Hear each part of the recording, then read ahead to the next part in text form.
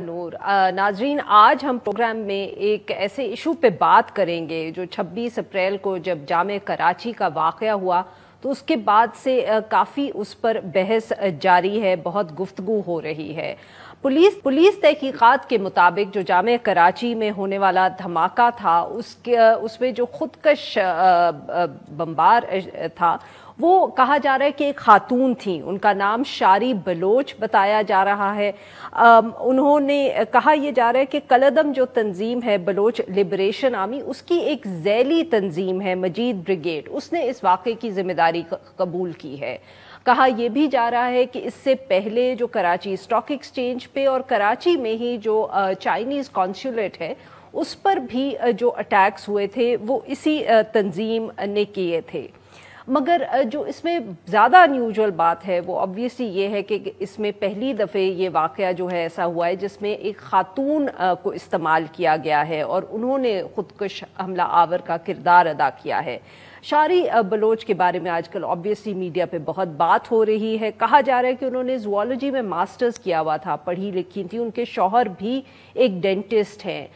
पिछले 6 महीने से वो कराची में ही रह रही थी और अब सवाल ये दोबारा पूछा जा रहा है कि क्या सचमुच जो सारी बहस रही है पाकिस्तान में बलोच इंसर्जेंसी के हवाले से सारे मामले पर, और उसकी क्या we have been missing out on some important facets. क्या जो सतही सी एक डिबेट यहाँ जारी रही है, कभी ट्राइबल सरदार्स की बात होती है, कभी हम एहसास महरूमी की बात करते हैं, मगर ये मामला जो है क्या सचमुच इतना सिंपल है जितना हमने इसको शायद अपनी बहस में बनाया हुआ है?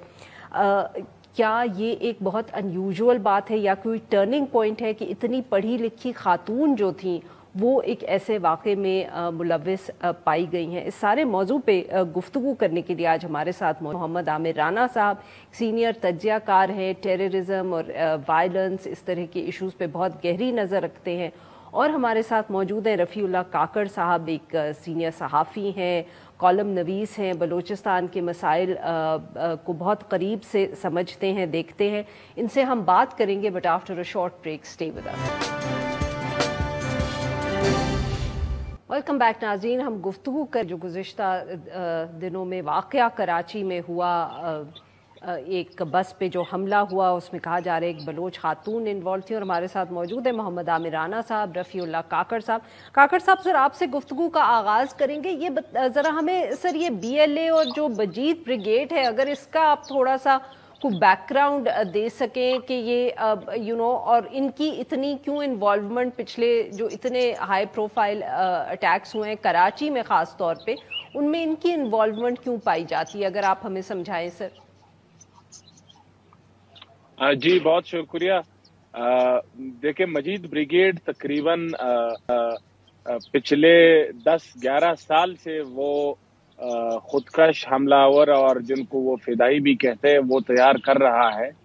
अभी लाइमलाइट में ये पिछले 1-2 साल में ज़्यादा आई है, लेकिन इसका आगाज़ जो है ये 2010 या 11 में गालिबन हुआ था, जब क्वेटा में ही इधर एक सियासी रहनुमा जिसे बलोच अस्करियत पसंद जो है वो पाकिस्तानी रियासत का एक नुमाइंदा समझते हैं या इल्ज़ाम लगाते हैं, उसके घर के सामने पहला उन्होंने एक खुदकश हमला किया था।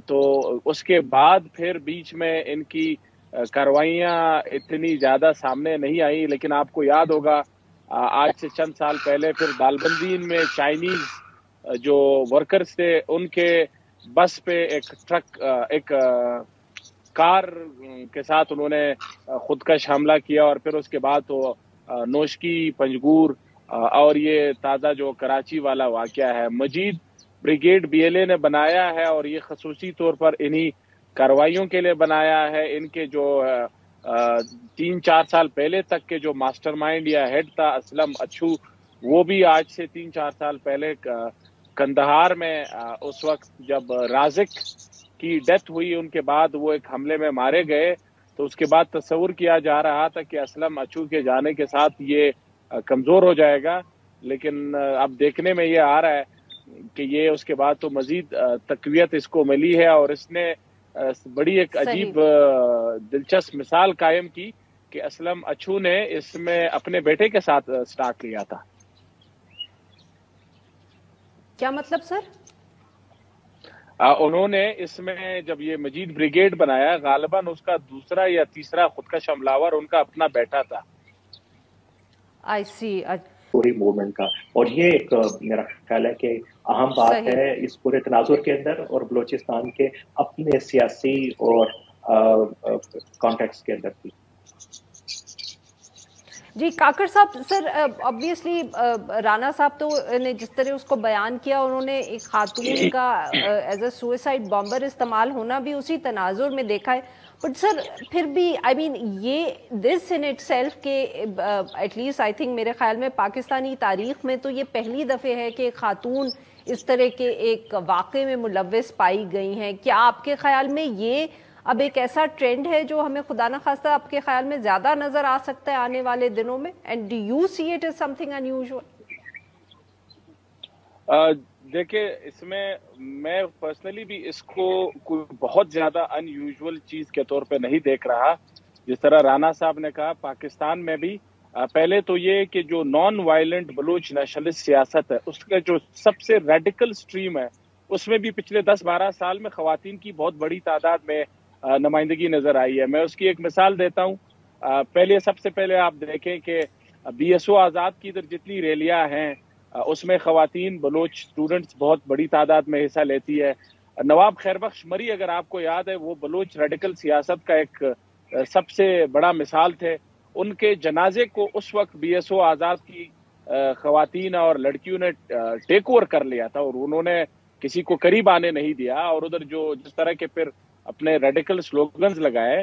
اچھا اسی طرح پاکستان میں اگر ہم ایتھنک کانفلکٹ سے ہٹ کے جو ریلیجس بیسڈ کانفلکٹ یا وائلنس کے لیے ریلیجسلی انسپائرڈ اس میں بھی ہمیں خواتین پڑھی لکھی خواتین کا رول نظر آیا ہے. عافیہ صدیقہ جو ہے یا Aafia Siddiqui basically it's different conflict but profile اور اس کے جو ریڈیکل ایکشنز اور پارٹیسپیشن تو وہ ہے اور اسی طرح ہمیں اکراس دا ورلڈ نظر آتی ہے. مجھے یہ ایک پریشانی اور بہت خطرے اور پریشانی کی بات یہ ضرور ہے کہ یہ اب خدا نخواستہ بلوچستان میں بلوچ خواتین کا جو ریڈیکل سیاست میں کردار تھا وہ مظاہروں تک محدود تھا, وہ سلوگنز تک محدود تھا, وہ اور نان وائلنٹ ایکٹیویٹیز تک محدود تھا.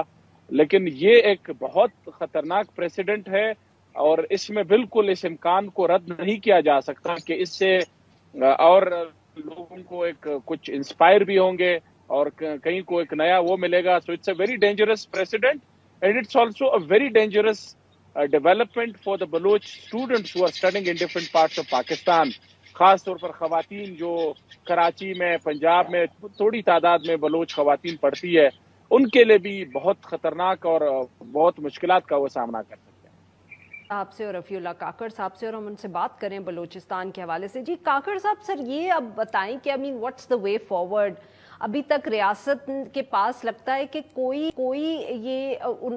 پلان نہیں ہے, کوئی انہوں نے پلان تیار نہیں کیا کہ یہ نوجوان جو ہیں جو کسی ٹرائبل لیڈر کے شاید کنٹرول میں نہیں ہے ان کو کس طرح ان سے بات کرنی ہے, کمیونیکیٹ کرنا ہے, ڈائیلاگ اگر کرنا بھی ہے تو کس سے کرنا ہے اور کیسے کرنا ہے؟ جی وے فارورڈ کے لیے دو بڑی امپورٹنٹ پری ریکویزٹس ہے میرے خیال سے جو ریاست کو فلفل کرنی چاہیے. نمبر 1 پہلے ریاست کو یہ ریکگنائز کرنا چاہیے کہ یہ پرائمرلی ڈومیسٹک انٹرنل پرابلم ہے اور ابھی تک جو ریاست کا بیانیہ ہے وہ ڈینائل پہ بیسڈ ہے کہ جس میں ہم نے ہر وقت اپنے پرابلمز کو ایکسٹرنلائز کیا ہے, ایکسٹرنل فیکٹرز پہ ڈال کے ہم اپنی ذمہ داری سے جان چھڑاتے ہیں.